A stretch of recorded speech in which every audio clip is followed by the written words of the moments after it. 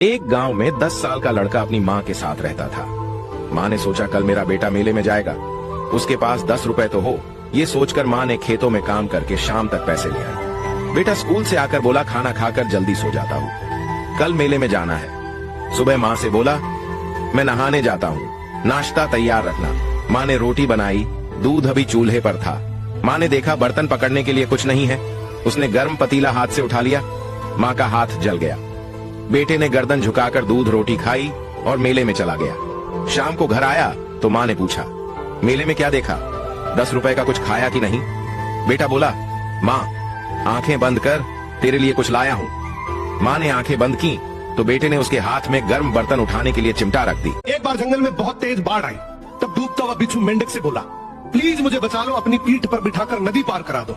मेंढक बोला भाई तू बिच्छू है, तू मेरी पीठ पर बैठा तो मुझे ही डंक मारेगा, मुझे तेरे पे भरोसा नहीं है। बिच्छू आंखों में आंसू लेकर बोला भाई भरोसा तो कर, भला मैं तुझे क्यों डंक मारूंगा, तू तो मेरी जान बचा रहा है, और अगर मैं तेरे को डंक मारूंगा तो मैं भी तो डूब जाऊंगा।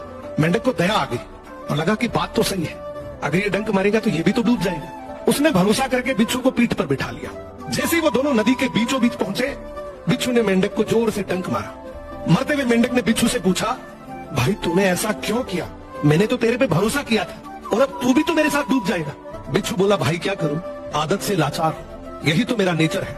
मोरल ऑफ द स्टोरी, आजकल की भागदौड़। एक औरत रोज भगवान के नाम पर एक रोटी अपने घर के बाहर टांग देती थी। उस रोटी को लेने रोज एक बुजुर्ग आदमी आता, लेकिन धन्यवाद कहने के बजाय वो बस एक अजीब सी बात बोलकर जाता, जो किया है वही तेरे पास लौट कर आएगा।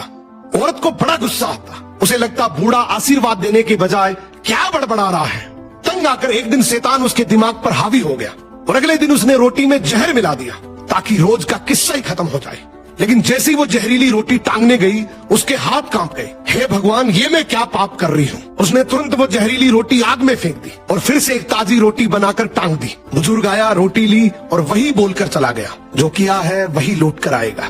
उसी शाम उस औरत के दरवाजे पर दस्तक हुई। सामने उसका बेटा खड़ा था, फटे हुए कपड़े और भूख से बेहाल।